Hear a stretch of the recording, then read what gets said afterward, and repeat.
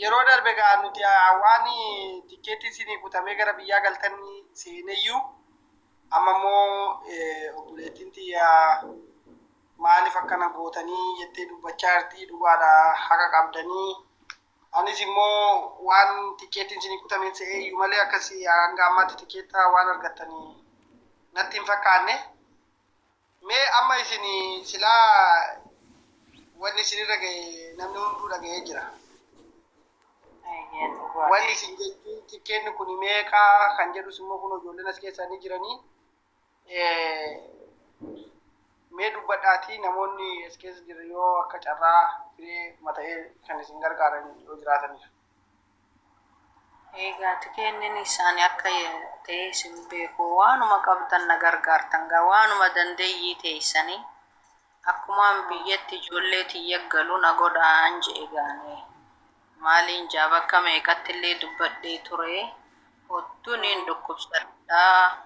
Dahaa waan hin bitadhuun dhabeeti amma arabni niin duraan bira dalaganii dhukkubsadha jennaan dawaa kootu nu sii bitaa jedhanii na yaamanii dawaallee naa bitan. Uumaa takkallee waan takka qarshii takkallee harkaan qabu amma baatii 5 amma eegaan ciisee rakkoo cimaarraan jira rakkoo cimaarraan jira. Egaa kana jee isiniif hin ibsu. Ani isinitti iyyadde uummata Oromootti iyyadde akkuma walii galaatti kanan jenne ani isinin lallabadde egaa akkuma isin nagootaniin ta'a waan takka waan hin dubbadhullee hin beeku. Ani tanaan isinin jaga obboleeyyan kiyyaan. Ofiin boontu dhageesse? Hodduun dhukkubsadhaa. Harki kiyya nama daadhaa. Qeensa kana hundaatu narraa yaa'a. Isin agarsiise yoo isin ergitee jira.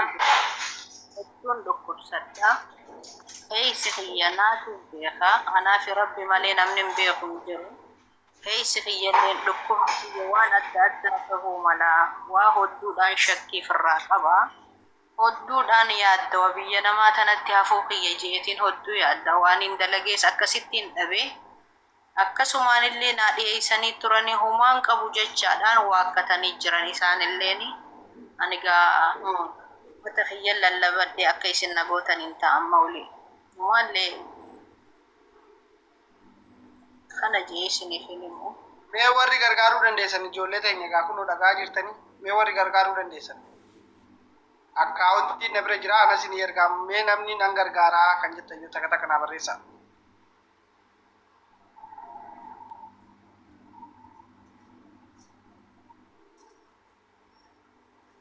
Okay, ofiin boontu akkaawuntii amma si erga. Akkam jirtan warri mana keessa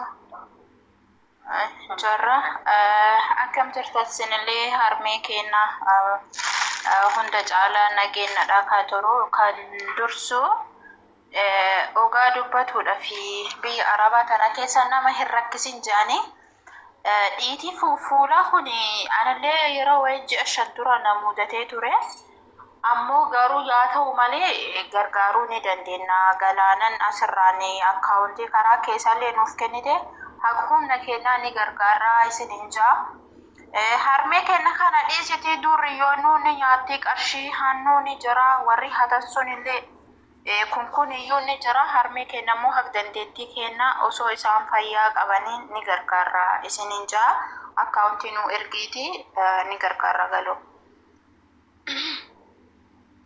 Gara keessatiin haa inaan jedhe ammuma si erga akkaawuntii. Karaa wal jirra haa isin jaayee karaa waatsaappii rakkoon qabaa isin jaati. Tole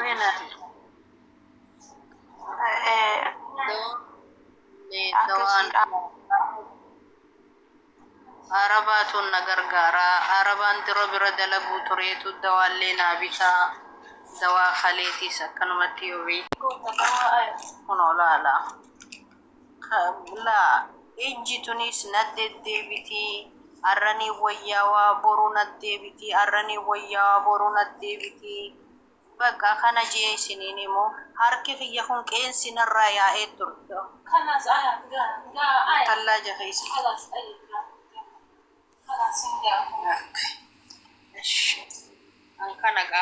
Dhiisa bakka dhiisa dawaa hundaa hin mul'isinaatiin rakkoo hin qabu. Warri gargaaruu dandeettan dhugaa dubbatuudhaaf gargaara. Galaanan har'a namni 20 qofa ka isa daawwatu liivii yoo seene nama 500,000 daawwataa ture yaa ta'u malee tiiktookii isaa jalaa gubanis galaanan ni jira.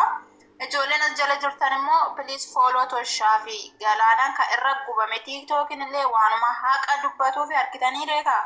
Nam haqa dubbatu tana akka hin jaalanne ummanni kennas wal beennani beennasi kanaammoo asumaaf foolollee Toshaa fi warri gargaaruu dandeettan haga humna keessan gargaaru ijoollee ogaan siniin jaati jechuudha. An haq dandeetti kiyyaa kun takkas ta'u lamas ta'u haq danda'u hin gasheetooni riisiitii siniif erga. Kunoo isin ergeetan jira wannoo kiyya maali akkaawuntii isaanii ergeetan jira.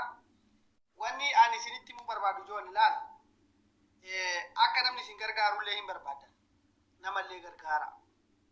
Ani wanni nanni asirratti taa'ee isin gargaaruuf namanna gargaaraa ture. Namanna gargaaraa ture namas gargaaraa tan ture. Jireenya kiyya keessatti rakkina nani dabarse ilmi namaa dabarse dheeyyaatu. Nama akka abjuutti nama laalee jiraate. Kanaafi rakkoon kunii ilmaan Oromoo dubartii Oromoo irraa akkamittiin gahaa akkamittiin dubartiin Oromoo akkasittiin jiraatti rakkoo kana keessatti biyya Oromaa kana keessatti rakkoon kun akkamitti isaan isinirra gahaa jedhee wanni dubbadhu waan biraa namarraa maallaqa argachuuf yookaan beekumtii argachuuf miti ani asirra jiraachaa hin jiru. Galanni Rabbii hin badin. Wanni na jiraachisu wanni ani isinii wannoo jechuu barbaadu karaa xaraquu karaa walii saaquu yoo nama kufee jiru nama kee harka qabdee kaasu sigala nama kee kan dheebotee jiru dheebuu baasu yaada kennuufi kana kanaaf isin barbaanna kana kanaaf dhufnee asitti isiniif wannoo jedha malee waan biraa namni maallaqa naa kennitan way jirtaniire hin jiru amma ammatti gaan hin beeku amma nuuf beekutti yooni wannoo jechuu baaddeef. Kanaafuu adaraa keessan namni dandeessan akka dandeessanitti haadha teenya tana haa gara biyyaatitti gara maatii ishiititti haa galchinu ijoollee ishiitti haa galchinu maali yoo du'ani ijoollee amma dheengadda duute kanarraa gadi baatanii dubbachaa jirtanii namni hedduu sheerii gochaa jiraami namni hedduun achitti aramuudha si Oromoon namarraa dubbate gaafa lubbuun duutu malee Oromoon sirri sin gargaaru. Oromoon gaafa ati beektee rakkattee rakkina kana keessaa si baasee nama si godhee maatii keetti si dabalee akka ati abdiidhaan hamleedhaan jiraattu si gochuu hin danda'u. Du'aa walii irratti haasamuudha. Du'aa walii irratti teenyee wanno foloorii baafachuudha. Kanaafuu please warri dandeessan haa gargaaru. Anaan dura ani waa'ee gargaarsaa namallee naa gargaaraas jedhee hin beeku. Ammoo rakkoon akkasii kun nama eenyumaayyuu hin mudatu.